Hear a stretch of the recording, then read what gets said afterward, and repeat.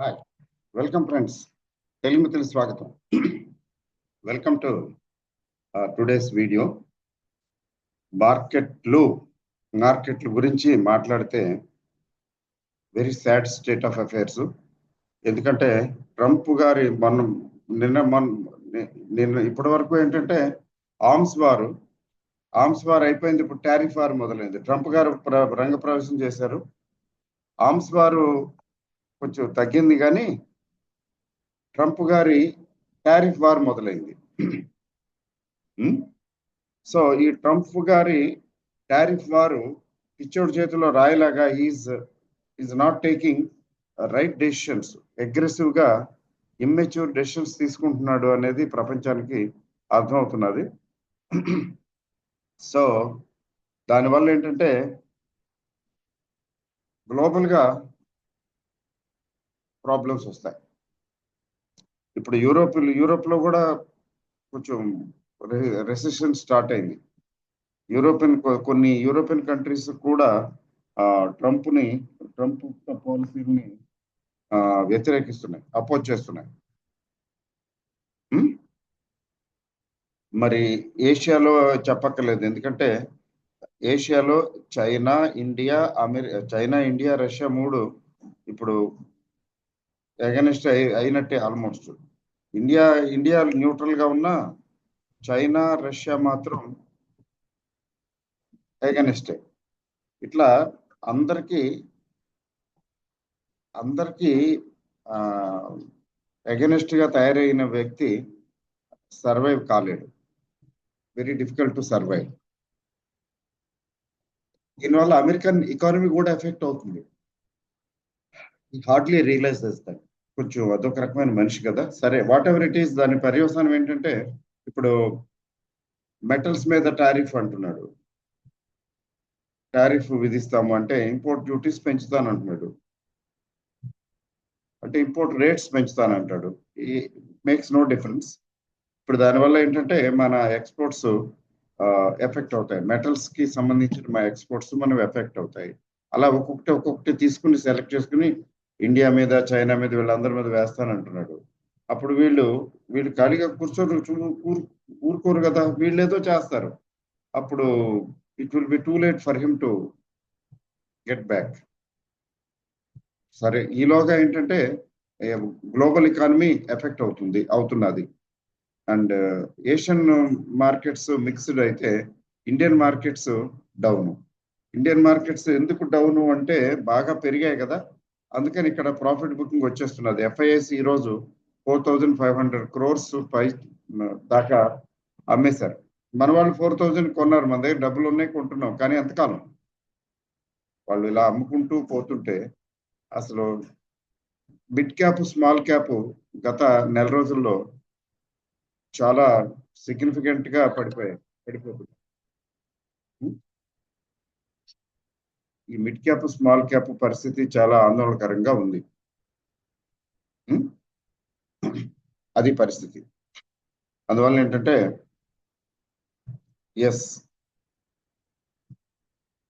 మనం వేసి చూడాల్సిందే. ఈలోగా ఏంటంటే మార్కెట్లు పతనం అవుతుంటే, మన పోర్ట్ఫోలియోలు తగ్గిపోతుంటే నేను చూడటం మానేశాను పోర్ట్ఫోలియోలు. అలాగే ఫ్రెష్ గా కొనటం కూడా నాట్ అడ్వైజబుల్ అని చెప్పేస్తున్నాను గ్రూపుల్లో. ఇప్పుడేం కొనక్కర్లేదు, తొందర ఏం లేదు, తర్వాత చూద్దాం అంటే. ఎందుకంటే ఇప్పుడు మార్కెట్ ధోరణి ఎలా ఉందంటే ఫాలింగ్ నైఫ్ మోడ్ లో ఉంది. ఫాలింగ్ నైఫ్ అంటే మనం ఒకసారి చేయి అడ్డం పెడతాం, చేయి తెగుతుంది. ఇంకా కొద్ది కిందకి పెడతాం చెయ్యి, ఇంకా దిగుతుంది. కిందకి దిగి మళ్ళీ మరొకసారి చేయి కట్ చేస్తుంది. ఇట్లా ఏంటంటే ఫాలింగ్ నైఫ్ టైప్ మార్కెట్లో మనం కొంటే అవి తగ్గుతాయి తప్ప, కొన్న తర్వాత తగ్గుతాయి తప్ప, ఇంకా తగ్గింది కదా కొంచెం యావరేజ్ చేద్దాం కదా అనుకుంటే యావరేజ్ చేసిన తర్వాత మళ్ళీ తగ్గుతాయి, మన దగ్గర డబ్బులు అయిపోతాయి ఈలోగా.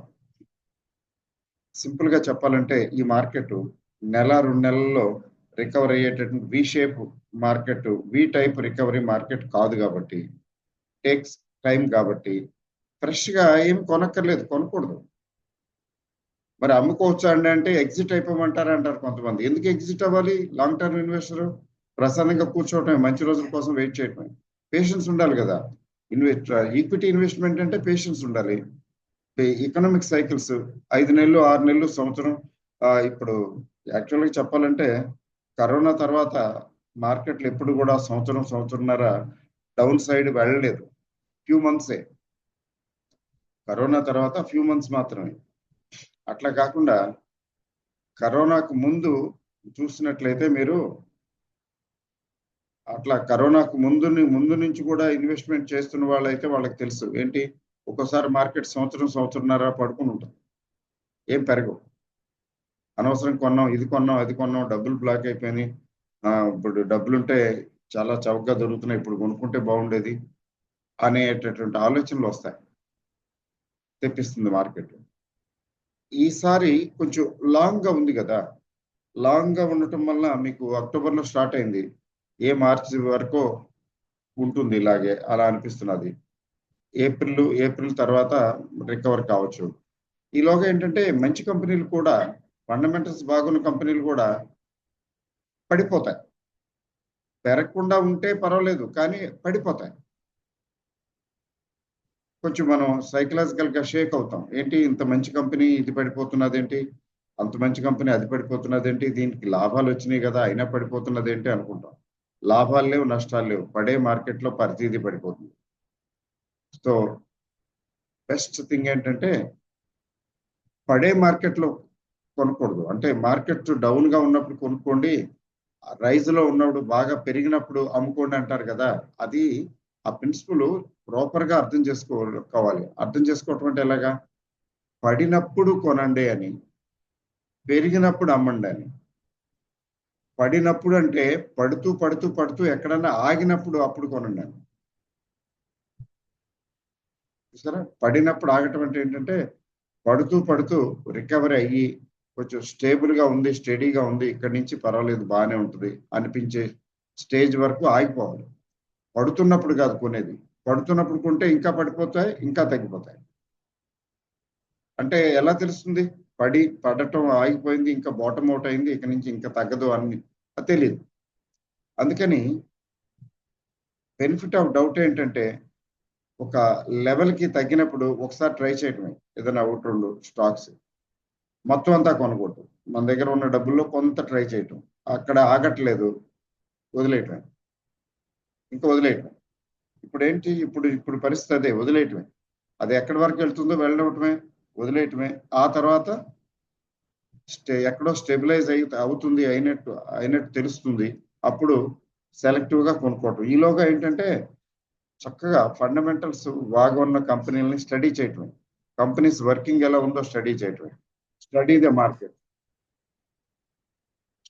మార్కెట్స్, సింపుల్ గా మార్కెట్ స్టడీ చేయటమే. పడిపోతుంది. మార్కెట్ స్టడీ చేయటం అంటే అమ్మో ఈ రోజు ఎంత తగ్గిందో చూద్దాము, అని చూసుకోవటం కాదు. చూసుకుంటే అన్ని తక్కువగానే కనబడతాయి, చాలా డిసప్పాయింటింగ్ గా ఉంటాయి, వదిలేయటం. మరి యావరేజ్ చేస్తే ఇప్పుడు బాగుంటుందేమో, కానీ యావరేజ్ చేయటానికి కూడా అనువుగా లేదు మార్కెట్. ఇంకొంచెం వెయిట్ చేయాలి అని అనిపిస్తున్నారు. ఈరోజు మార్కెట్ చూడండి, ఈరోజు మళ్ళీ టారిఫ్ వార్ మొదలైంది. ఇప్పుడే కదా మొదలైంది టారిఫ్ వారు, కాబట్టి దీని ఇంపాక్ట్ కొన్ని రోజులు ఉంటుంది కదా. అయితే తగ్గుతూ మధ్యలో ఎప్పుడన్నా 1-2 రోజులు రికవరీ వస్తుంది. ఫర్ ఎగ్జాంపుల్ డాలరు ఈరోజు బాగా తగ్గింది, కన్సిడరబుల్ గా తగ్గింది. There is selling in dollar. మరి ఆర్బీఐ వారు కొద్దిగా యాక్టివ్ గా ఉండి డాలర్లు అమ్ముతున్నారా లేకపోతే ఇంకేమైనా ఉన్నారా, అది సెపరేట్, ఇట్స్ డిఫరెంట్ స్టోరీ. డాలర్లు తగ్గుతుంటే లేదా తగ్గితే మార్కెట్లు, ఇండియన్ మార్కెట్లు కొంచెం పెక్కపోతాయి న్యాచురల్ గా. అది టెంపరీ రిలీఫ్. ఇప్పుడు 23,000 రావటం అనేది ఒక బెంచ్ మార్క్. 23,000కి వచ్చింది ఇంట్రాడేలో. ఈరోజు 23,000 అనే ఒక బెంచ్ మార్క్ వచ్చింది కాబట్టి చిన్న రికవరీ రావచ్చు. ఆ చిన్న రికవరీ వచ్చిన తర్వాత ఓకే, ఇప్పుడు రికవరీ వచ్చింది, సో ఇక్కడి నుంచి పెరుగుతుంది అనే అసంప్షన్ తీసుకొని మనమేమి చేయకూడదు, వెయిట్ చేయాలి, వెయిట్ అండ్ వాచ్. నిజంగా పెరిగితే పెరగనవటమే, ఎంత పెరుగుతుందో చూడటమే. ఇప్పుడు ఎట్లా ఉందంటే సెల్ అండ్ రైజ్ మోడ్ లో ఉంది మార్కెట్. అట్లాంటప్పుడు ఇన్వెస్టర్స్ దూరంగా ఉండాలి ఇట్లాంటి మార్కెట్కి. ఐ రిపీట్, ఇట్లాంటి మార్కెట్కి ఇన్వెస్టర్లు దూరంగా ఉండాలి. దూరంగా ఉండటం అంటే కొన్నవేదో కొన్నాం పక్కన పెడేసి కూర్చోవటం. జమి చెట్టు మీద ఆయుధాలు దాచుకున్నారు కదా పాండవులు, అలా స్థానబలిమి కానీ తన బలిమి కాదయా విశ్వదాభిరామ వినురవేమ అంటారు. అందుకే అది స్థానబలిమి. ఆ స్థానబలం ఏంటంటే స్థానబలిమి ఏమిటంటే టైం మంది కాదు, ఈ టైం మంది కాదు. కాబట్టి అక్కడ ఆయుధాలన్నీ జమి చెట్టు దగ్గర దాచేసి, జమి చెట్టు మీద దాచేసి వీళ్ళ పనులు వీళ్ళు చేసుకున్నారు. ఆ టైం వచ్చింది అప్పుడు తెచ్చుకున్నారు ఆయుధాలను. ఇన్వెస్టర్ అంతే, వాళ్ళు 12 సంవత్సరాలు 13 సంవత్సరాలు అనుకోండి, మనకు అవసరం లేదు, మనకి సంవత్సరాలు అవసరం లేదు, నెలలు పడుతుంది. కొంచెం స్లోగా స్టడీగా స్టెబిలైజ్ అవుతుంది మార్కెట్. ఎందుకంటే గవర్నమెంట్స్ ఊరుకో కదండి, ఏదో దే విల్ డూ సంథింగ్. ఇప్పుడు ఆర్బీఐ రేటు కొంచెం తగ్గించింది కదా, గ్రోత్ ప్రాస్పెక్ట్స్ ఎఫెక్ట్ అవుతాయి. తర్వాత ఇన్ఫ్లేషన్ కూడా కంట్రోల్లోనే ఉంటుంది, వచ్చేస్తుంది. సో ఏంటంటే RBI will be encourage to reduce interest rates. అట్లా ఎప్పుడైతే ఇంట్రెస్ట్ రేట్ తగ్గిస్తూ పోతుందో అక్కడ కార్పొరేట్ గ్రోత్, కార్పొరేట్ రిజల్ట్స్ బాగుంటాయి. ఇదంతా ఈ ప్రాసెస్ అంతా విజిబుల్ గా రావడానికి ఒక 1 or 2 quarters పట్టేస్తుంది. We have to wait for at least 2 quarters. ఈలోగా అది విజిబిలిటీ ఉంది, అట్లా పాజిబిలిటీ ఉంది అనేటప్పటికల్లా ఇక్కడ బయింగ్ వస్తుంది మార్కెట్. కాబట్టి పడే మార్కెట్ పడుతూనే ఉండదు, కొంత టైం వరకే, ఆ తర్వాత మళ్ళీ పుంజుకుంటుంది. ఇప్పుడు కరెక్షన్ మోడ్ లో ఉంది, ఓకే. అయితే ఈ కరెక్షన్ మోడ్ లో మన దగ్గర లిక్విడిటీ ఉంటే, క్యాష్ ఉంటే, డబ్బులు ఉంటే, దట్స్ ఏ వండర్ఫుల్ థింగ్. లేకపోతేనే ప్రాబ్లం. లేకపోతే కూర్చోటమే, ఏం పర్లేదు, డోంట్ వరీ. ఉన్నాయన్ని పెట్టేసాం, ఇప్పుడు ఏం చేయాలి అంటే, మీకు ఎమర్జెన్సీ అయితే ఎలాగో ఎంతో కొంత అమ్మి బయటికి తీసుకోవాలి డబ్బులు. ఎమర్జెన్సీ లేదనుకుంటే వదిలేయటమే, ప్రశాంతంగా కూర్చోవటమే. ఇంకొకటి ఏంటంటే, మా ఫ్రెండ్ నాకు బాగా యూనివర్సిటీ మేటు మార్నింగ్ ఫోన్ చేసి, ఇప్పుడు ఏంటి అది తగ్గింది ఇది తగ్గింది అన్ని తగ్గిపోతున్నాయి, ఆ మధ్యన కొంచెం ప్రాఫిట్స్ బుక్ చేశాను. ఈజ్ ఎ జీనియస్, చాలా ఇంటెలిజెంట్. ఎంత ఒక 12 lakhs అంత ప్రాఫిట్స్ బుక్ చేశాను ఆల్రెడీ. ఇప్పుడు చూడబోతే లాసులు ఉన్న స్టాక్స్, మిగిలిన స్టాక్స్ లో లాసులు అంతకని ఎక్కువగా కనపడుతున్నాయి. నాకు ఏమనిపిస్తున్నది అంటే ట్యాక్స్ ప్లానింగ్ చేద్దామని అనిపిస్తున్నది అన్నాడు. ఏంటన్నా ట్యాక్స్ ప్లానింగ్ అంటే, ఇప్పుడు మార్చిలోపు అమ్ముతాను, అమ్మి లాస్ బుక్ చేస్తాను, అక్కడ 12 lakhs కి ప్రాఫిట్ ట్యాక్స్ కట్టాలి కదా ప్రాఫిట్ మీద, దానికి ట్యాక్స్ ఎందుకు కట్టడం? ఇప్పుడు ఉన్న వాటిని అమ్ముతాను, అమ్మి లాస్ బుక్ చేస్తాను, ఆన్ రికార్డ్ లాసే కదా, లాస్ బుక్ చేస్తాను. చూడపోతే 8 లక్షలు ప్రాఫిట్ బుక్ చేశాను కానీ అంతకన్నా ఎక్కువ కనపడుతున్నది లాసు, 12 లక్షల దాకా అనిపిస్తున్నదట. లాస్ బుక్ చేస్తాను, లాస్ బుక్ చేసి అలా వదిలేను. నేనే చెప్పాను యాక్చువల్గా ఆ విషయం. లాస్ బుక్ చేసి అలా వదిలేయద్దు, బై బ్యాక్ అగైన్ కొని పెట్టేసుకో. కొంటాను, బట్ ఈసారి కొంచెం సెలెక్టివ్ గా ఇంకొంచెం ఫండమెంటల్స్ అవి చూసుకుని కొంటాను. బాగున్నాయి అనుకున్నవి పాతవి కొంటాను. ప్లస్ ఏంటంటే కొంచెం కొత్తవి తీసుకుంటాను. తీరిగ్గా లాస్ బుక్ చేస్తాను. I will save tax pay చేయాల్సిన పరిస్థితి రాదు నాకు. ఎందుకంటే ప్రాఫిట్స్ కి లాసెస్ బుక్ చేస్తే సెట్ ఆఫ్ అవుతుంది కదా. తర్వాత ఎక్స్ట్రా ఉంటే, నేను చెప్పాను, ఎక్స్ట్రా ఉంటే క్యారీ ఫార్వర్డ్ అవుతుంది, డోంట్ వరీ. నువ్వు ఎక్స్ట్రా ప్రాఫిట్ లాస్ బుక్ చేసినా పర్వాలేదు. ఫర్ ఎగ్జాంపుల్ 12 lakhs ఉందనుకోండి, 8 లక్షలకి ప్రాఫిట్ బుక్ చేస్తున్నాడు ఆల్రెడీ. దానికి షార్ట్ టర్మ్ లాంగ్ టర్మ్ మొత్తానికి ట్యాక్సులు, గెయిన్స్ మీద ట్యాక్స్ కట్టాలి. ఇప్పుడు లాస్ బుక్ చేస్తున్నాడు, 12 లక్షలకి చేశాడు అనుకున్నాం. ఈ 8 లక్షలకి అగైనెస్ట్ 8 లక్షలు నో ట్యాక్స్ నిల్లు. ఇంకా ఇంకొక 4 లక్షలు అదనంగా లాస్ బుక్ చేస్తున్నాడు. ఈ లాస్ నెక్స్ట్ ఫ్యూచర్ లో వచ్చే ప్రాఫిట్ తో సెట్ ఆఫ్ అవుతుంది. అంటే ఎన్ని సంవత్సరాలు, 1 సంవత్సరమేనా, 2 సంవత్సరాలు ఏదైనా పార్షియల్ గా అలౌ చేస్తారా, మొత్తం అలౌ చేస్తారా అని డౌట్ చెప్పాడు. నేను చెప్పాను ఇది ఎగ్జాక్ట్ నెంబర్ ఆఫ్ ఇయర్స్ నాకు గుర్తులేవు, కానీ మోర్ దెన్ 5 years లో ఎప్పుడైనా ఈ లాస్ ని సెట్ ఆఫ్ చేసుకోవచ్చు. అంటే కమింగ్ 5 years అనుకుందాం, అంటే చూడాలి, చెక్ చేయాలి. ఫర్ ఎగ్జాంపుల్ 5 years అనుకోండి, మరి 1 year 2 years కాదు, ఎక్కువే. కమింగ్ 5 years లో వచ్చే ప్రాఫిట్స్ కి అగెనిస్ట్ గా ఈ లాస్ ని సెట్ ఆఫ్ చేసుకోవచ్చు. ఈ 4 లక్షలు నెక్స్ట్ ఇయర్ ప్రాఫిట్ వచ్చింది అనుకోండి, 4 లక్షలు, ఈ 4 లక్షలు దానికి పూర్తిగా 4 లక్షలు సెట్ ఆఫ్ చేసేసుకోవచ్చు. అక్కడ కూడా ట్యాక్స్ నిల్లు లేదు. నెక్స్ట్ ఇయర్ ప్రాఫిట్ రాలేదు, బుక్ చేయలేదు, next to next year profit book చేశాడు, అగెన్స్ట్ దట్ ఆల్సో ఈ పాతది ఈ క్యారీ ఫార్వర్డ్ చేసి లాస్ ని సెట్ ఆఫ్ చేసుకోవచ్చు. అక్కడ నో దిస్ ఏంటి ట్యాక్స్ కదా.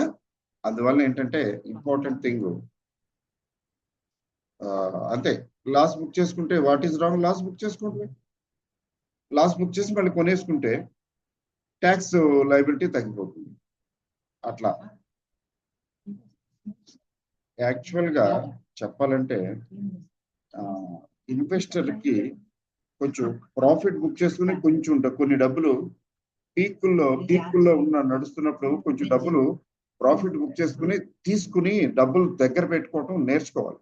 అంటే లిక్విడ్ గా ఉండాలి, ఎప్పుడు పొజిషన్ లిక్విడ్ గా ఉండాలి. అంటే ఏంటి, మన దగ్గర క్యాష్ ఉండాలి ఎప్పుడు, మొత్తం ఉన్న క్యాష్ అంతా షేర్ లో పెట్టేసి కూర్చోకూడదు. అది దట్ దే షుడ్ లెర్న్. అది చెయ్యం, మోస్ట్లీ చెయ్యమంటే నేను చేస్తానులేండి, చేయనప్పుడు మార్కెట్ పడిపోయినప్పుడు చూస్తూ ఉంటాం, we're at the receiving end. అట్లా కాదు. సరే, ఒకసారి వన్స్ బిటన్ ట్వైస్ షై అని అంటారు కదా, ఒకసారి అయిపోయింది, ఒకసారి దెబ్బతిన్న తర్వాత నెక్స్ట్ ఫ్యూచర్ లో జాగ్రత్త పడతారు. ఎప్పుడు కూడా మొత్తం అమ్మేసుకోవటం కాదు కాన్సెప్ట్. ఒక యాక్చువల్గా మొన్న తిరుపతి మీట్ లో చెప్పాను నేను. ఏంటి చెప్పాను, అది 80-20 ఫార్ములా చెప్పాను నేను. ఇక్కడ మీకు కూడా చెప్తానండి ఇందులో, ఈ వీడియోలో, జనరల్ వీడియోలో కూడా చెప్తాను 1 డే. అయితే ఇప్పుడు ఏం లాభం లేండి, ఇప్పుడు 80-20 ఫార్ములా చెప్పి ఇప్పుడు ఇది పనికొస్తుంది, నెక్స్ట్ టైం పనికొస్తుంది ఫ్యూచర్ లో. నేను మధ్యలో చెప్తూ ఉండేవాడిని, గుర్తుందో లేదో, ఏంటి చెప్తుండేవాడిని, కొంచెం ఇక్కడ కొంచెం ప్రాఫిట్స్ బుక్ చేసుకుంటే బాగుంటుంది, 10-20%, 30%. ముఖ్యంగా లిక్విడిటీ ఇష్యూస్ ఉన్నవాళ్ళు ప్రాఫిట్ బుక్ చేసుకుంటేనే మంచిది. కొద్దిగా 10-20-30% అని ఎక్కువ చెప్పాల. ఎక్కువ చెప్తే మేము అమ్మేసాం, మీరు చెప్పారని అమ్మేసాం, ఇవి పెరిగిపోయినాయి, అమ్మకుండా ఉంటే ఎంత వచ్చేది అంత వచ్చేది, ఎంత లాస్ అంటారు. అందుకని నేను 10-20% చెప్తాను. 10-20% తలకట్టులాగా ఏమవుతుంది, పెద్ద ఏమి ఎఫెక్ట్ అవుతుంది. 20% అమ్మితే ఏమవుతుంది, ఇంకా 80% మిగిలింది కదా, దట్ 80% విల్ హెల్ప్ యూ. అట్లా అనమాట. సరే, అది ఒక స్టోరీ. ఒకసారి చూస్తే మనం మార్కెట్ పరిస్థితి ఎలా ఉందో చూద్దాము క్లోజ్ చేసే ముందు, దట్ విచ్ ఇస్ నెసెసరీ.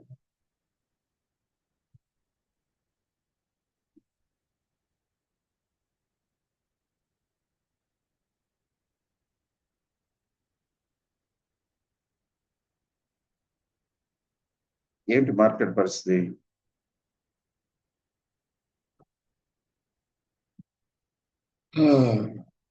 లేదంటే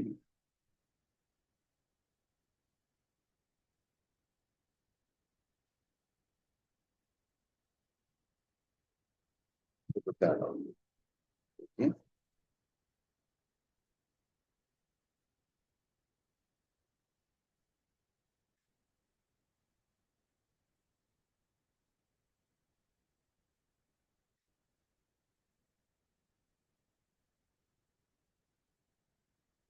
Okay, I will stop and do it again. Share.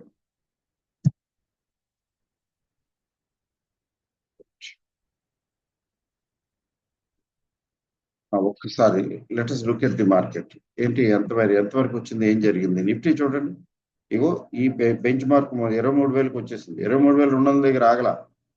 23,000కి వచ్చేసింది. అంటే ఇంట్రాడేలో యాక్చువల్గా బిలో 23 వచ్చిందనుకోండి, ఫస్ట్ ఫైనల్లీ 23.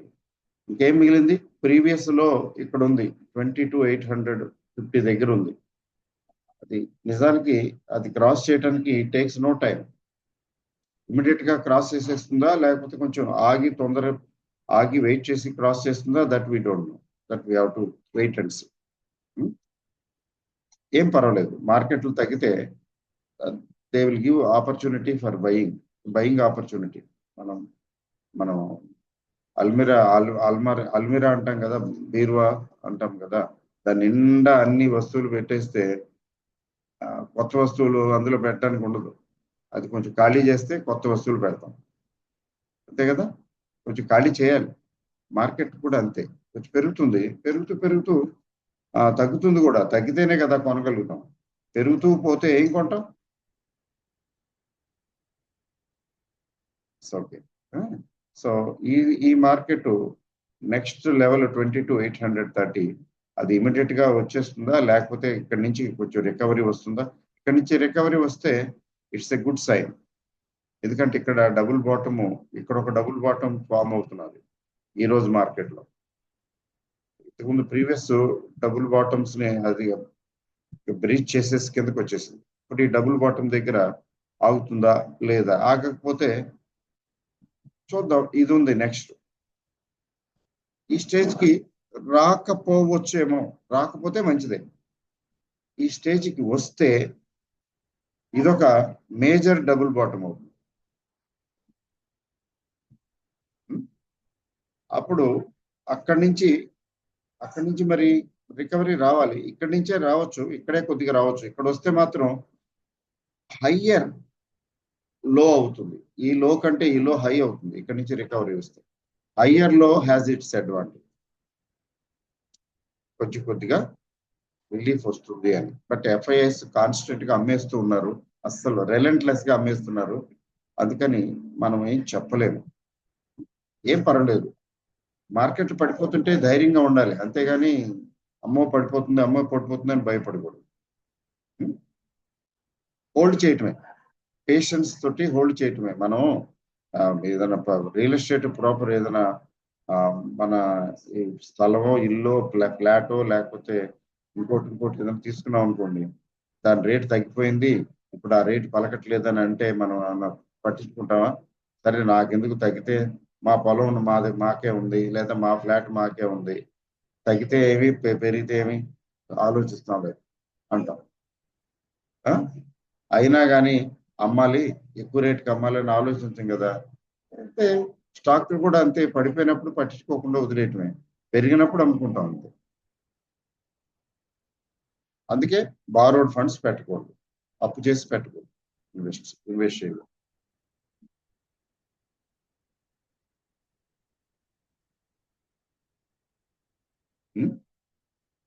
ఇట్ ఈస్ అంతే. ఇక్కడ రికవరీ రావచ్చు, ఛాన్సెస్ ఆర్ దేర్. ఎందుకంటే ఒకసారి చూడండి, వెరీ షార్ట్ టర్మ్ పడుతున్నది, కానీ హయ్యర్ హై ఫార్మేషన్ జరిగింది కదా. ఇక్కడ చూడండి, హయ్యర్ హై ఫార్మేషన్ జరిగింది కదా, తర్వాత హయ్యర్ లో ఫార్మేషన్ కూడా జరిగింది కదా. అయితే అక్కడ నిలబడలేదు. ట్రంప్ గారు మళ్ళీ వచ్చేసారు కదా, వచ్చేసి మీకు టారిఫ్ వార్ మొదలు పెట్టారు, అందుకని దిగింది. నెవర్ ది లెస్ అయినప్పటికీ కూడా ఇక్కడ తీసుకుంటే దీంతో పోలిస్తే హయ్యర్ లోయే కదా. ఈ హయ్యర్ హై ఎప్పుడు బ్రీచ్ అవుతుందంటే ఇక్కడ 22,800కి వచ్చి అంతకన్నా తగ్గితే. కాబట్టి టెక్నికల్ గా ఆలోచించిన అంత భయపడవలసిన పని లేదు. ఎక్కడో చోట ఆగుతుంది ఇది. ఆగకపోతే ఏం పర్లేదు, మనం ప్రశాంతం కూర్చుంటాం. మనం చేయవలసిందల్లా ఏంటంటే పేషెన్స్. రెండోది, రోజు చూడటం మానేయటమే. ఎందుకంటే మన దగ్గర మిడ్ క్యాప్, స్మాల్ క్యాప్లే ఉంటాయి కదా, అవి భయంకరంగా తగ్గుతుంటాయి. ఈ మధ్యన బాగా తగ్గుతున్నాయి. అందుకని just be patient and wait, nothing to worry, look for buying opportunity. అది ఎలా బయింగ్ ఆపర్చునిటీ పడిపోయింది, మీరు కొనాలి అని చెప్పి ఎలా పడితే అప్పులు చేసి తీసుకొచ్చి, లేకపోతే పర్సనల్ లోన్ తీసుకుంటాను, లేకపోతే గోల్డ్ లోన్ పెట్టేసి కొనేస్తాను, యావరేజ్ చేసేస్తాను అని ఆవేశపడకండి. ఇది యావరేజ్ చేయడానికి కూడా అనువైన టైం కాదు. ఫ్రెష్ బయింగ్కి అంతకన్నా కాదు. వెయిట్ చేసే టైం ఇది. మీకు అర్థమైతే బాగుంటుంది. ఓకే అండి. I think I'm done.